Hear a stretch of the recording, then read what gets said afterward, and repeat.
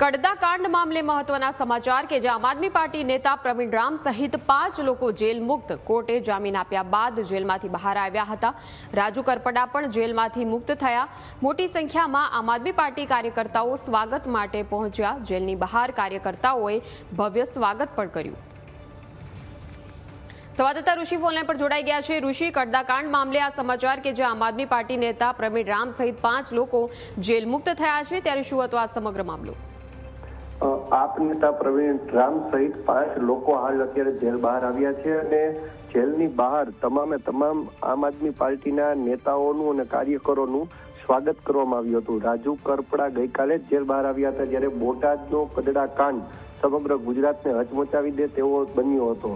સમગ્ર મામલે આ તમામ આમ આદમી પાર્ટીના નેતાઓ જેલ હવાલે હતા, ત્યારે હાલ તો અત્યારે આમ આદમી પાર્ટીના કાર્યકરોમાં ખુશીની લાગણી છે, કારણ કે તેમના નેતાઓ જેલ બહાર આવ્યા છે।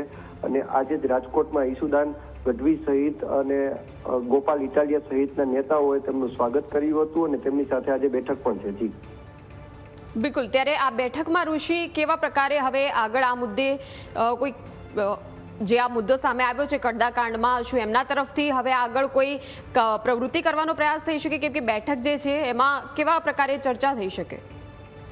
બેઠકમાં આગામી ચૂંટણીને ધ્યાને રાખીને આ બેઠક રાજકોટમાં યોજાવાની છે, જેમાં રાજકોટમાં પણ આમ આદમી પાર્ટીના સંગઠનના વિવિધ હોદ્દેદારોને પણ બોલાવવામાં આવ્યા છે। સર્કિટ હાઉસ ખાતે આમ આદમી પાર્ટીની જે મોવડી મંડળ છે તેમની અધ્યક્ષતામાં આ બેઠક છે, ત્યારે આગામી સ્થાનિક સ્વરાજ્ય ચૂંટણીને લઈને તમામ તૈયારીઓ અત્યારે શરૂ કરી દેવામાં આવી છે।